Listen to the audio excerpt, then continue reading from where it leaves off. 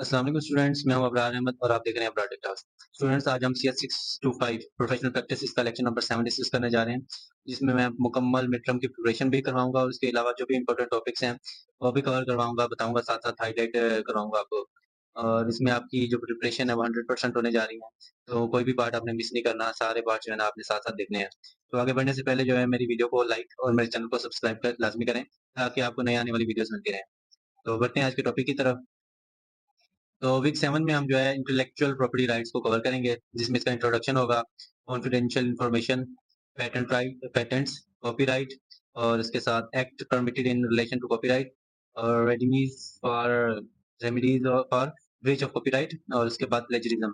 ये जो है ना सारी चीजें हम इसमें डिस्कस करेंगे। तो ये मोस्ट इम्पोर्टेंट जो है ना टॉपिक है हमारा, ये वीक 7 जो है, ये सारे इसमें जो भी टॉपिक्स हैं सारे बहुत इंपॉर्टेंट है, तो आपने ऑलमोस्ट ये है ना सारे कवर करने हैं। तो सबसे पहले है इंट्रोडक्शन। इसमें इंटेलेक्चुअल प्रॉपर्टी राइट क्या होता है? Intellectual property rights are often the most valuable assets, बहुत ही वैल्यूएबल एसेट्स जो होते हैं, ओन्ड, जो कि किसी की मलकियत होते हैं, used and developed by a software house, जिसको इस्तेमाल किया जाता है और डेवलप किया गया है सॉफ्टवेयर हाउस की जानिब से। तो ये सॉफ्टवेयर हाउस की जो है ना इंटेलेक्चुअल प्रॉपर्टी होती है, कि जो भी उसने एसेट्स बनाए होते हैं, डेवलप किए होते हैं या फिर इस्तेमाल कर रहा होता है एक software house. Intellectual property rights इसमें ये इंपॉर्टेंट है, ये मैंने अंडरलाइन किया है, इसका मतलब है कि ये इंपॉर्टेंट टॉपिक्स हैं, तो ये आपने सारे जो है इनको लिखना है। इंटेलेक्चुअल प्रॉपर्टी राइट्स में क्या-क्या चीज़ें होती हैं, ये लॉन्ग क्वेश्चन है आपका, ठीक है? ये आएगा, लाज़मी आएगा इसमें से। शॉर्ट में भी आ जाता है लेकिन लॉन्ग में लाज़मी आता है। तो इसमें 5 चीज़ें हैं, एक है कॉन्फिडेंशियल इन्फॉर्मेशन है, उसके बाद पेटेंट्स हैं, और उसके बाद ट्रेडमार्क है, और डिज़ाइन्स हैं, कॉपीराइट, प्रोटेक्टिंग कंप्यूटर प्रोग्राम्स। ये सारी चीज़ें जो हैं हमने आज कवर भी करनी है ऑलमोस्ट अभी नेक्स्ट। तो ये चीज़ें जो है आपने लाज़मी याद कर लेनी है, 5 नाम है।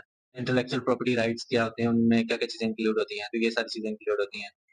नेक्स्ट हमारे पास इंट्रोडक्शन है, इसमें दे प्रोटेक्ट इन्फॉर्मेशन, यानी कि ये जो इंटेलेक्चुअल प्रॉपर्टी राइट्स होते हैं, ये क्या करते हैं, ये प्रोटेक्ट करते हैं इन्फॉर्मेशन को, stored bye electronic means and all of the paper work which accompanies by a program such as the user manual plus any multimedia packages and most items on the web। Means that ये जो है copyright, copyright कह रहा हूँ, intellectual property rights हैं, ये क्या करते हैं, ये प्रोटेक्ट करते हैं इन्फॉर्मेशन जो कि इलेक्ट्रॉनिक मीन के जरिए स्टोर की जाती है, उसको भी महफूज करते हैं, या फिर पेपर वर्क आपने किया होता है किसी प्रोग्राम को बनाने के लिए, जो भी पेपर वर्क होता है उसको भी ये महफूज करते हैं, सच एज जैसा कि यूजर मैनुअल होता है, ठीक है? और उसके अलावा मल्टीमीडिया पैकेजेस जो ज़्यादातर होते हैं, जो कि किसी की मलकियत होते हैं, वो भी, और उसके अलावा most items on the web, जो भी वेब के ऊपर बहुत सारे मवाद जो होता है मौजूद है, उसको भी ये प्रोटेक्ट करता है।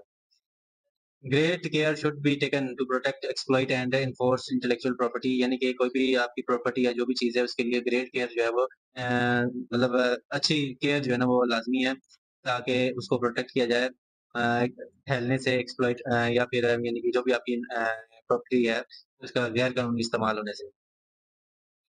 द नेम, ये भी अभी मैंने अंडरलाइन किया हुआ है, तो ये भी इम्पोर्टेंट है कि the name under which a product is sold, वो नाम जिसके ज़रिए कोई भी प्रोडक्ट यानी सोल्ड किया जाता है, सेल किया जाता है, जैसा कि बहुत सारे प्रोडक्ट्स हैं, लक्स हो गया साबुन, और उसके अलावा और भी कोका कोला हो गई, ये सारे जो है ना ये ब्रांड नेम है, तो ये रजिस्टर्ड किया जाता है इनको एज अ ट्रेडमार्क, ठीक है?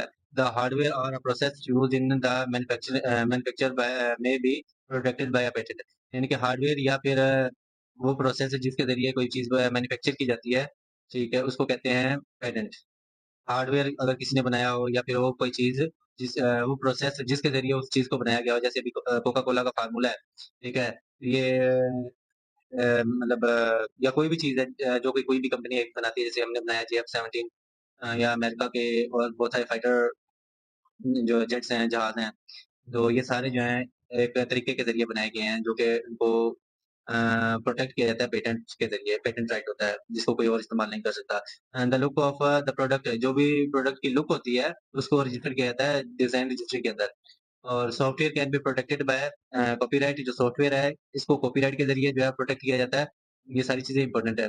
The know how which goes into development of the product may be protected as confidential information, और वो सारी नॉलेज जो भी किसी प्रोडक्ट को बनाने के लिए, उसकी डेवलपमेंट के लिए इस्तेमाल होती है, उसको प्रोटेक्ट किया जाता है एज़ अ कॉन्फिडेंशियल इन्फॉर्मेशन। जैसे कि मैंने पहले बताया था कि कोका कोला का जो फ़ॉर्मूला है, वो कॉन्फिडेंशियल है, आज तक किसी को नहीं पता, वो सिर्फ़ कोक की जो कंपनी है, मालिकान है, सिर्फ़ उनके पास फ़ॉर्मूला है। इस तरह और भी बहुत सारी चीज़ें हैं जिनका यानी कि उनका एक फ़ॉर्मूला होता है, वो सिर्फ़ उन्हीं की कॉन्फिडेंशियल इन्फॉर्मेशन होती है कंपनी की जो इसके मालिक होते हैं, ताकि ज़्यादा ये फैल ना सके। नेक्स्ट है unauthorized use of intellectual property can be stopped by injection. यानी कि अनऑथराइज्ड इंटेलेक्चुअल प्रॉपर्टी जो आपकी प्रॉपर्टी है, उसका गैर कानूनी जो इस्तेमाल है उसको आप रोक सकते हैं अदालती कार्रवाई के ज़रिए। एंड डैमेजेस में बी सॉल्व फॉर यानी कि सू कर सकते हैं आप जो भी डैमेजेस होते हैं उनको इन्फ्रिंजमेंट ऑफ दीज़ राइट्स इन जो भी नुकसान हुआ है आपके प्रॉपर्टी राइट्स जो भी कॉपीराइट्स आपके इस्तेमाल हुए हैं इंटेलेक्चुअल प्रॉपर्टी राइट्स उसके आप जो है ना उनसे मुआवज़ा भी तलब कर सकते हैं। The law is constantly changing with the technological advance. यानी कि जो कवानीन है वो जैसे-जैसे टेक्नोलॉजी एडवांस होती जाती है उसके साथ-साथ कॉन्स्टेंटली चेंज होते रहते हैं कवानीन भी। अब ये है गेट, ये मोस्ट इम्पोर्टेंट है, ये एमसीक्यूज़ भी है और शॉर्ट में भी आ सकता है। ये gate stands for GATT gate. तो ये है general agreement on tariff and trade और ये लाज़मी आएगा, इसको आप लिख लो। concerned the production of intellectual property right in the face of widespread piracy of the software product। यानी कि ये जो है गैर जो है ये इसका कंसर्न होता है कि ये प्रोटेक्ट करती है इंटेलेक्चुअल प्रॉपर्टी राइट्स क्या ताकि वो उनका फैलाव जो है ना वो कम हो सके जो भी सॉफ्टवेयर प्रोडक्ट है। अब कॉन्फिडेंशियल इन्फॉर्मेशन क्या होती है? कॉन्फिडेंशियल इन्फॉर्मेशन मैंने पहले भी बताई है, वो चीज़ जो कि सीक्रेट हो, जो कि आम पब्लिक के लिए अवेलेबल ना हो, उसको कॉन्फिडेंशियल इन्फॉर्मेशन कहते हैं। Information which is not public, वो इन्फॉर्मेशन जो कि पब्लिक प्रॉपर्टी ना हो एंड पब्लिक नॉलेज और ये पब्लिक के इल्म में ना हो, वो कॉन्फिडेंशियल इन्फॉर्मेशन कहलाती है। Any category of information from personal confidence to trade secret and sensitive government information any or all of the which a computer scientist might handle in the course of his or her work। तो confidential information में हर किस्म की मालूमात शामिल हो सकती है जैसा कि पर्सनल कॉन्फिडेंस यानी कि जैसा कि ज़ाती राज होते हैं, ठीक है? और उसके अलावा तजारती राज होते हैं या फिर हसास सेंसिटिव गवर्नमेंट इंफॉर्मेशन होती है, हसास जो इंफॉर्मेशन होती है, ये वो मालूमात हैं जिन्हें कोई कंप्यूटर साइंसदान अपने काम के दौरान इस्तेमाल कर सकता है। All or any of which a firm may want to protect against unauthorised use of disclosure by others. और ये यानी कि या कोई कंपनी ये चाहती है कि वो ये मालूमात दूसरों के गैर कानूनी या फिर गैर मिजाजी इस्तेमाल या ज़ाहिर होने से इसको यानी कि ये इन्फॉर्मेशन जो है ये ज़ाहिर ना हो जाए लोगों से जिससे कोई बड़ा नुकसान हो सकता है, तो ये इसको महफूज़ रखती है। डिस्क्लोज़र बाय अदर्स दूसरों से महफूज़ रखती है। Information will be protected only, information जो है वो उसको प्रोटेक्ट किया जाता है ओनली इफ अगर इट इज़ कॉन्फिडेंशियल अगर वो सिर्फ यानी कि कॉन्फिडेंशियल हो। नॉन कॉन्फिडेंशियल इन्फॉर्मेशन है अनलेस प्रोटेक्टेड यानी कि नॉन कॉन्फिडेंशियल इन्फॉर्मेशन होती है वो तब तक जो है ना वो कॉन्फिडेंशियल नहीं हो सकती जब तक कि उसको प्रोटेक्ट ना किया जाए बाय कॉपीराइट और पेटेंट या कॉपीराइट या पेटेंट के ज़रिए। ठीक है? नहीं तो फिर वो पब्लिक इन्फॉर्मेशन होती है। जब तक कि उसको कॉपीराइट या फिर पेटेंट के ज़रिए महफूज़ ना किया जाए। Is deemed to be in the public domain, तो फिर ये तो पब्लिक डोमेन में आ जाती है and can be used by anyone और इसको कोई भी इस्तेमाल कर सकता है। तो इसलिए जो भी इन्फॉर्मेशन है, जो भी आपका कॉपीराइट है, आप उसको सबसे पहले रजिस्टर लाज़मी करवाएँगे। अगर आप रजिस्टर नहीं करवा सकते तो वो पब्लिक प्रॉपर्टी मानी जाती है। या फिर जब तक कि कोई दूसरा आके उसको अपना कॉपीराइट नाम बता दे तो फिर तब तक वो पब्लिक प्रॉपर्टी रहती है। नेक्स्ट है अब 3 conditions में must be satisfied before an action for breach of confidence can be succeed। तो 3 कंडीशंस जो हैं वो लागू होती हैं किसी भी यानी ब्रीच या एक्शन जो होता है उसके खिलाफ जब तक ये 3 कंडीशंस पूरी ना हो तब तक वो ब्रीच या मतलब किसी और ने उसको हासिल कर लिया ये नहीं समझा जाएगा। जैसे कि the information must be confidential, जो इन्फॉर्मेशन है वो सारी कॉन्फिडेंशियल हो, अगर वो कॉन्फिडेंशियल नहीं होगी तो समझो वो ब्रीच होगी। The information must have been disclosed in circumstances which give rise to an obligation of confidence। यानी कि अगर वो इन्फॉर्मेशन जो है वो उसको तब डिस्क्लोज किया जाए उसे उन सर्कमस्टांसेस में उन हालात में जब यानी कि कोई उससे काम लिया जाना हो किसी मुलाजिम से या जो भी एम्प्लॉई है उससे आप उसके लिए वो लाजमी हो काम करने के लिए। तो आप उन सूरतों में उसको आप बता सकते हो, अदरवाइज ये भी एक ब्रीच है जो इन कॉन्फिडेंशियल इन्फॉर्मेशन है। और there must be an actual or anticipated unauthorised use or disclosure of information. या फिर जो है एक्चुअल जो है यानी कि मालूमात का जो है ना गैर मिजाज इस्तेमाल या अफशां यानी कि उसको ज़ाहिर करना शामिल हो, तो जहाँ पर इसका खतरा मौजूद हो यानी कि use or disclosure the information, यानी कि वो इंफॉर्मेशन डिस्क्लोज हो जाए या फिर अनऑथराइज बंदा उसको हासिल कर ले, तब तक यानी कि इसमें ब्रीच नहीं माना जाता। अगर वो हासिल कर ले तो समझो ये एक ब्रीच है। तो ये सारी चीजें, ये 3 चीजें आती हैं इसके अंदर, तो इनको आपने देख लेना है। इम्पोर्टेंट है लेकिन इतना इम्पोर्टेंट नहीं है, फिर भी आप इसको देख लेना। ये लॉन्ग के हवाले से थोड़ा इम्पोर्टेंट हो सकता है। ठीक है, कौन सी कंडीशंस जो है कॉन्फिडेंशियल इन्फॉर्मेशन को सेटिस्फाइड करती हैं कि वो ब्रीच है या नहीं है। तो ये जो 3 हैं, ये वाली आपने जो है ना कर लेनी है, ये लॉन्ग क्वेश्चन में है, तो इसको देख लीजिएगा। नेक्स्ट है पेटेंट। पेटेंट क्या होता है? A government authority conferring right or title of or a set period, especially the sole right or exclude other from making, using or selling an invention. कि गवर्नमेंट की तरफ से जो है ना दिया जाने वाला एक, यानी कि किसी को भी पेटेंट जो दिया जाता है, ये एक मखसूस जो है ना सोल इन्वेंटर जो होता है, जिसने उसको इजाद किया होता है, ये उसका हक होता है, जो कि एक मखसूस मदद तक यानी उसको दिया जाता है।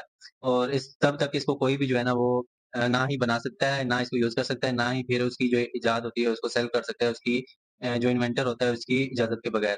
ठीक है, जो इजाद जिसने की होती है, इन्वेंट की होती है, सारी उसकी जो पेटेंट होता है, ये उसकी प्रॉपर्टी होती है, सोल प्रॉपर्टी होती है, सोल राइट होता है अकेले का। कि वो उसको अगर कोई दूसरा बनाता है तो वह उसको सू कर सकता है, उससे मुआवजा हासिल कर सकता है। तो ये यानी पेटेंट जो अगर जिसके नाम हो जाता है, ये उसकी अथॉरिटी होती है, उसकी इजाज़त के बगैर ना ही वैसा प्रोडक्ट को इजाद कर सकता है, ना उसको बना सकता है, ना इस्तेमाल कर सकता है, इजाज़त के बगैर। Patent gives to an inventor a monopoly in an invention, यानी कि यही वो बात जो पहले कर रहा था कि जो पेटेंट है ये इन्वेंटर को जो है ना, ये एक इख्तियार देती है इसकी इन्वेंशन जो भी उसने इन्वेंट किया था इसके अंदर। This means that the inventor gives the exclusive right है कि उसके पास एक्सक्लूसिव राइट होता है टू यूज और exploit the invention for defined period, कि वो एक डिफाइंड पीरियड तक उसको जो है ना इस्तेमाल करे और इसको आगे यानी फैलने से रोके, या जो भी करे, ये उसकी प्रॉपर्टी है, वो एक डिफाइंड पीरियड तक ही उसका राइट होता है। तब तक वो इसको इस्तेमाल कर सकता है अकेला, और उसकी इजाज़त के बगैर ना उसको कोई बना सकता है, ना सेल कर सकता है, ना फिर उसको जो है ना यूज़ कर सकता है। अब next, the monopoly granted by patent law is so strong, यानी कि ये जो मोनोपोली होती है इसको ये बहुत स्ट्रांग होती है, पेटेंट लॉ जो है ये so strong that the owner of the patent में भी exclude independent inventor from the market. ये जो है इन्वेंटर जो होता है इसका, ये दूसरे जो भी ओनर यानी कि जिन्होंने दूसरों ने बनाया होता है, इन्वेंटर्स होते हैं, उनको भी मार्केट में उनका प्रोडक्ट लाने से रोक सकता है। ये इतने मतलब स्ट्रांग होता है, जिसके पास ये पेटेंट होती है उसी की ही चलती है मार्केट में। उसके अलावा कोई भी ना उसको सेल कर सकता है, ना उसको बना सकता है, ना ही उसको जो है ना यूज़ कर सकता है। The better the patent and the more commercial desirable the breakthrough, the more likely it is to be challenged. ये यानी कि इसमें क्या होता है कि जितना अच्छा ये और ज़्यादा फ़ायदेमंद होता है ये प्रोडक्ट जो भी होता है, पेटेंट है, कमर्शियली डिज़ायरेबल होता है, इसको उतना ही ज़्यादा इम्कान होता है कि इसे चैलेंज किया जाएगा। यानी इस पर एतराज़ किया जा सके, इस तरह करके जो चैलेंज कर देते हैं, एतराज़ उठाते हैं, इससे ये मसले आ रहे हैं, या फिर ये पहले ही पब्लिक में मौजूद था, ये इसने अभी नया जो है ना रजिस्टर करवाया है पेटेंट। इस तरह करके कोई ना कोई चीज़ जो है ना उसको लाके, जितना ज़्यादा वो उसका फैलाव होता है, पब्लिक होता है, मशहूर होता है, उतना ज़्यादा उसको चैलेंजेस का भी सामना करना पड़ता है। For example, if a competitor can produce a similar, अगर कॉम्पिटिटर ने भी सिमिलर जो है प्रोडक्ट या फिर प्रोसेस जो है ना वो प्रोड्यूस किया है, which is not covered by the patent, यानी कि जिसको उस पेटेंट ने जो कवर नहीं किया, there will be free to market it and to erode the commercial advantages of the पेटेंटी।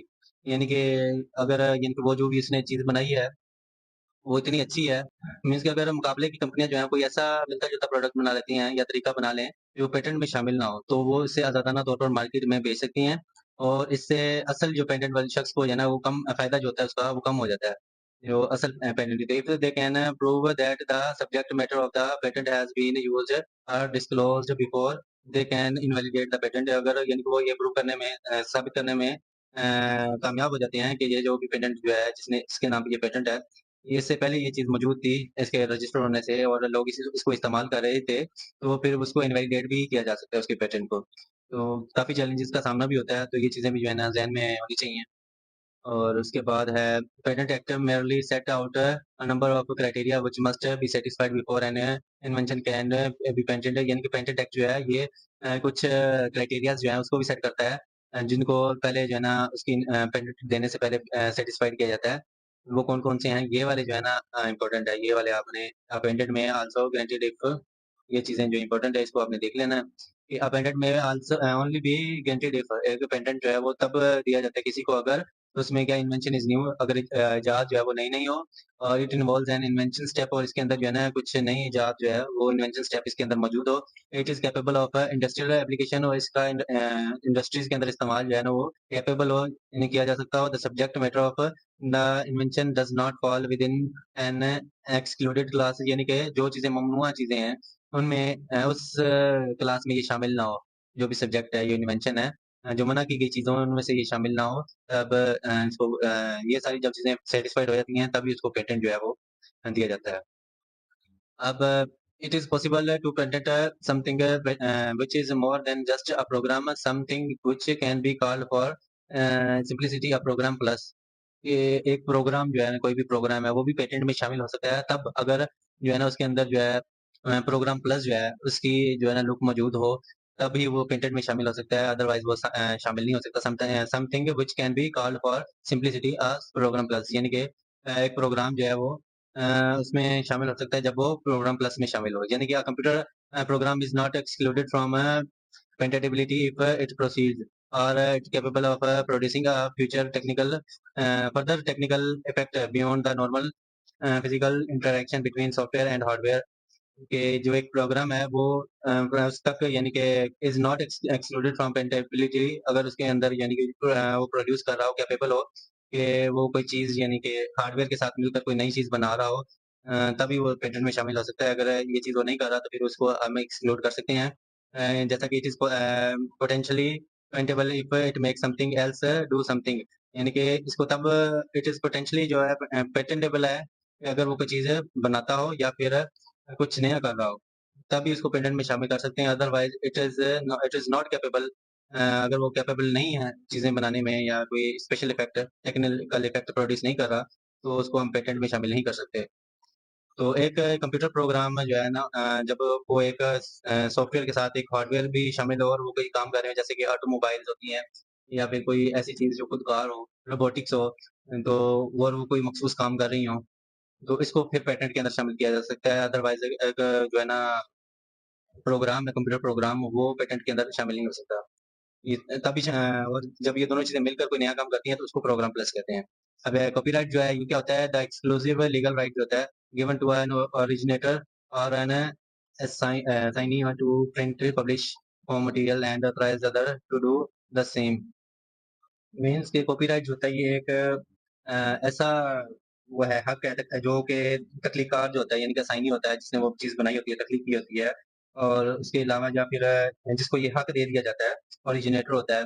तो उसके वो जो शख्स होता है जिसको ये हक हासिल होता है, वो उस हक के तहत यानी किसी चीज़ को जो है वो क्या कर सकता है, प्रिंट कर सकता है या फिर पब्लिश कर सकता है लोगों में, या फिर जो है इसके अलावा यानी कि इसको परफ़ॉर्म कर सकता है, और या फिर जो है ना ये दूसरों को भी इसकी इजाज़त दे सकते हैं कि वो सेम चीज़ जो है ना वो कर सकें। Copyright protect more items granted by business और by individuals than any other aspect of intellectual property law, यानी कि कारोबारी इसमें यानी कि जो अहम चीज़ जो शामिल है वो ये है कि कारोबारी या फिर अ, ज़ाती दोनों तरह से जो भी मवाद है उसको महफूज़ किया जा सके।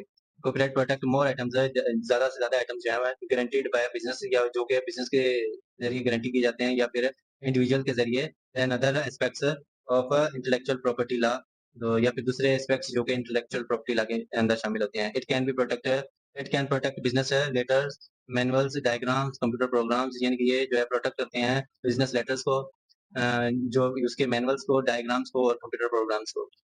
ये कॉपीराइट में शामिल होते हैं। Copyright owners face the spectre of unlimited piracy through uncontrolled copying with the advent of internet।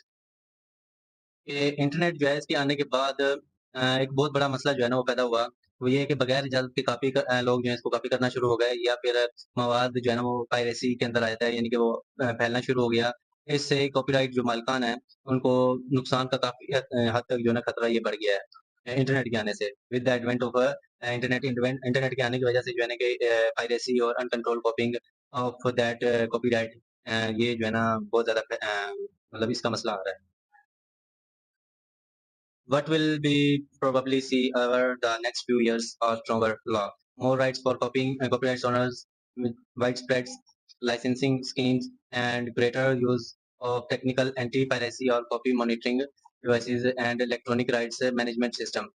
ये आने वाले यानी कि चंद सालों में मुमकिन है कि हम बहुत सारी जो तब्दीलियाँ हैं नेक्स्ट फ्यू ईयर्स में वो देखें, जैसा कि स्ट्रॉन्गर लॉज़, म मज़ीद यानी कि सख्त कवानीन हैं, और इसके अलावा मोर राइट्स फॉर कॉपीराइट ओनर्स, यानी कि जो कॉपीराइट मालिकान हैं उनके काफ़ी सारे हकूक, बड़े पैमाने पर लाइसेंसिंग सिस्टम, और इसके अलावा स्कीम्स की, और एंटी पायरेसी टेक्नोलॉजी का ज़्यादा, एंटी पायरेसी और कॉपी मॉनिटरिंग डिवाइसेस जो हैं, तो इसके लिए भी काफ़ी सारी चीज़ें जो है ना, टूल्स, ये एंटी पायरेसी टूल्स ये भी आ जाएँगे, और electronic rights management system, electronic right management system भी आ सकता है। तो ये सारी चीज़ें यानी कि मुमकिन है। कॉपीराइट लॉ जो है ना, ये गिव्स 6 एक्सक्लूसिव राइट, ये 6 जो है ना एक्सक्लूसिव राइट्स हमें देता है टू ओनर ऑफ कॉपीराइट्स, ये जिनके जो अगर 6 ये जो है ना आपको हकूक देता है, जिसके ज़रिए आप कॉपीराइट के जो है ना हकदार हो सकते हैं। तो ये चीज़ इम्पोर्टेंट है, इसको आपने देख लेना है, अंडरलाइन कर लें या फिर इसको हाइलाइट कर लें। कौन-कौन से हैं? कॉपी द वर्क को कॉपी करना, issue copies to the public, और जो भी आपका वर्क है उसकी कॉपीज़ जो है ना वो आप पब्लिक में इश्यू कर सकते हैं। और इसके अलावा जो है ना नेक्स्ट जो है rent the work to the public, आप जो है ना वो जो भी आपका काम है वो आप रेंट पे या फिर ठेके पर दे सकते हैं पब्लिक को। परफॉर्म प्ले और show the work in public, आप जो भी आपका काम है उसको परफॉर्म कर सकते हैं और प्ले कर सकते हैं, या फिर शो कर सकते हैं पब्लिक के अंदर, जब आपके पास कॉपीराइट होगा उस चीज़ का। जैसे कि आप यूट्यूब पे देखते हैं वीडियोज़ जो होती हैं, ये सारी कॉपीराइट के अंदर आ जाती हैं। ये एक मालिक की, यानी कि जैसे जियो न्यूज़ हो गया या जो भी हैं मुख्तलिफ चैनल्स होते हैं, जो भी वो चीज़ें बनाते हैं, तो वो सारी चीज़ें जो हैं वो इसके अंदर आ जाती हैं। Broadcast the work of including cable, तो यानी कि वो आप जो भी आपका काम है उसको आप ब्रॉडकास्ट कर सकते हैं केबल के ज़रिए, programme service, cable programme service के ज़रिए। Make an adoption of work or to do any of the above with an adoption, या फिर जो जो भी चीज़ें अ, आप एडॉप्शन बना सकते हैं, या फिर जो भी ऊपर चीज़ें हैं ये सारी उनको एडॉप्शन के साथ इस्तेमाल कर सकते हैं। द राइट्स, ये जो राइट्स हैं apply equal are published and to unpublished works, ये जो राइट्स होते हैं ये अप्लाई होते हैं इक्वली। अगर कोई काम आपने पब्लिश किया है, पब्लिकल कर दिया है, या फिर आपने अनपब्लिश्ड कर दिया है, ये सारे उनके ऊपर ही अप्लाई होता है। जो आपकी प्रॉपर्टी है, वो आपकी प्रॉपर्टी है। जिस पे आपका कॉपीराइट है, वो उस पे आपका कॉपीराइट है। ठीक है? एक्ट्स जो है permit in relation to copyrights. Some acts are permitted under the act 1998, यानी कि 1998 एक्ट, उसके तहत कुछ ऐसे काम भी हैं जो कि जिसकी हुकूमत जो है वो इजाज़त देती है। यानी कि जो कॉपीराइट एक्ट है 1998, ये उसके कानून के तहत कुछ ऐसे काम जो हैं वो भी लीगल हैं, even though they can be otherwise amount of breach copyright, यानी कि जो आम हालात में कॉपीराइट की खिलाफवर्जी समझे जाते हैं, लेकिन कानून इन्हें इजाज़त देता है कि वो उसको इस्तेमाल कर सकें, ब्रीच कर सकें। जैसा कि फेयर डीलिंग, जिसमें जो डील है उसकी फेयरनेस है, फेयर डीलिंग यानी कि मुनसिफ़ाना इस्तेमाल, यानी कि तालीम, तहकीक या तनकीदी मकसद के लिए महदूद हद तक आप मवाद को इस्तेमाल कर सकते हैं। जैसा कि किसी की किताब का छोटा-सा हिस्सा उसकी पढ़ाई करके उसकी तहकीक उसको अपनी तहकीक में शामिल करना, उसका जो है रेफ़रेंस देना, या फिर making backup copies of computer programs. ये कंप्यूटर प्रोग्राम जो है ना उसकी बैकअप कॉपी बनाना ये भी जायज़ है, ताकि असल जो है फ़ाइल है वो ख़राब हो जाए तो महफ़ूज़ कॉपी मौजूद हो। और उसके बाद transfer of work in electronic form, जो भी काम है उसको आप इलेक्ट्रॉनिक फ़ॉर्म में जो है ना ट्रांसफ़ॉर्म कर सकते हैं। यानी किसी काम को एक इलेक्ट्रॉनिक शक्ल से दूसरी जगह मुंतकिल करने में करना भी जो है ना बाज़ औक़ात जो है ना ये भी जायज़ होता है। डीकम्पाइलेशन और for the purpose of interoperability, यानी कि सॉफ्टवेयर जो है उसको एनालाइज़ करना, ताकि वो दूसरे सॉफ्टवेयर या सिस्टम के साथ मिलकर काम कर सके। तो ये भी यानी उसको डीकम्पाइल भी आप कर सकते हैं। जिनके 2 सॉफ्टवेयर्स को एक साथ चलाने के लिए आप उसको कंपैटिबिलिटी अ, उनकी बनाने के लिए आप उसको डीकम्पाइल कर सकते हैं। एरर करेक्शन, अगर उसमें यानी कि कोई सॉफ्टवेयर में एरर आ जाए, तो उसको भी दुरुस्त करना जो है ना ये भी बाज़ औक़ात जो है ना कॉपीराइट से ठीक मतलब इसकी इजाज़त नहीं लेनी पड़ती, आप इसको कर सकते हैं। या फिर डेटाबेसेस जो हैं उसके मखसूस हिस्सों की महदूद इस्तेमाल बाज़ कानूनी शराइत के साथ किया जा सकता है। अब यानी कि आम तौर पर ये जो है ना, जो भी चीज़ें हैं, वो ऐसी चीज़ें जो आप आम तौर पर नहीं कर सकते, लेकिन कुछ यानी कि कवानीन के तहत आप उनको कर सकते हैं। अब रेडमीज़ फॉर ब्रीच ऑफ कॉपीराइट, अब जो भी आप कॉपीराइट है, उसके ब्रीच के लिए जो भी रेडमीज़ आप रेमेडीज़ कर सकते हैं, उसके बारे में हम पढ़ेंगे। A copyright owner has all the usual civil remedies of search injection damages and an action for an account of profit made in breach of copyrights। यानी कि अगर कोई शख्स किसी के कॉपीराइट को की खिलाफवर्जी करता है तो उसके मालिक के पास जो है ना वो अदालत के जरिए कानूनी कार्रवाई करने का जो हक है वो मौजूद होता है। और इसके अलावा जो है ना जो अदालत है वो उसको इजाज़त दे सकती है कि खिलाफवर्जी करने वाला जो शख्स है, ठीक है, उसके पास से गैर कानूनी काफ़ीशुदा जो है मवाद तलाश किया जाए, यानी उसको सर्च किया जाए। और इसके अलावा जो है ना अ, इंजेक्शन यानी कि और इसके अलावा जो है ना अदालत ये भी हुक्म दे सकती है कि फ़ौरन उस गैर कानूनी काम को जो है ना वो बंद कर दे, जो भी उसने ब्रीच किया है। डैमेजेस जो हैं और action for account of profit और उसके जो प्रॉफिट कॉपीराइट ब्रीच करने से जो भी प्रॉफिट बनाया है वो भी जो है ना वो डैमेजेस उसको शख्स को दे सकती है। It is show that at the time of infringement of copyright the defendant did not know and had no reasons to believe that यानी कि अहम नुकता नज़र ये है कि अगर ये साबित हो जाए कि खिलाफ़वर्ज़ी करने वाला जो शख्स है, उसको मालूम नहीं था कि ये काम जो है ना वो कॉपीराइट के तहत महफ़ूज़ है और उसके पास जानने की कोई वजह भी यानी कि वो मौजूद नहीं है, तो इस सूरत में अदालत जो है ना हर्जाना नहीं देती, ठीक है? कॉपीराइट सब्स्टि सॉरी ये जो है ना लफ़्ज़ थोड़ा-सा मेरे ज़ुबान पे नहीं चढ़ा। In the work, then the plaintiff is not entitled to damage against the defendant। तो यानी कि वही चीज़ है कि कॉपीराइट अगर वो उसकी इंटेंशन नहीं है उसको इस्तेमाल करने की या उसको पता नहीं था कि ये कॉपीराइट के ज़रिए महफूज़ किया गया है, तो फिर वो ये ना अदालत उसको हर्जाना नहीं देती। नेक्स्ट है इसके अंदर जो है ना remedies for breach. Copyright owner जो है is also given an important power. जो कॉपीराइट ओनर होता है उसके पास ये पावर होती है कि to enter premises without using force, कि वो प्रीमिसेस के अंदर इस्तेमाल हो सकता है फोर्स के इस्तेमाल किए बगैर in order to seize infringement copies, कि जो भी इसकी कॉपीराइट शुदा चीज़ें हैं उसको उसके इस्तेमाल को रोकने के लिए उसके पास यानी कि ये हक होता है कि वो उस प्रीमिसेस के अंदर जो है ना वो एंटर हो सकता है जहाँ पे उसकी चीज़ें जो है ना वो कॉपी हो रही होती हैं। और आर्टिकल्स या स्पेसिफिक डिज़ाइन और अडैप्शन फॉर मेकिंग कॉपीज़, या फिर कोई ऐसी चीज़ें यहाँ पे उसकी काम कॉपीज़ हो रही हों, उसका डिज़ाइन चोरी हो रहा हो या जहाँ पे उसका इस्तेमाल हो रहा हो गैर कानूनी, वहाँ पे उस शख्स के पास कॉपीराइट ओनर के पास ये हक मौजूद होता है कि वो उसकी प्रीमिसेस के अंदर जहाँ पे उसका इस्तेमाल हो रहा है वहाँ पे वो जा सकता है।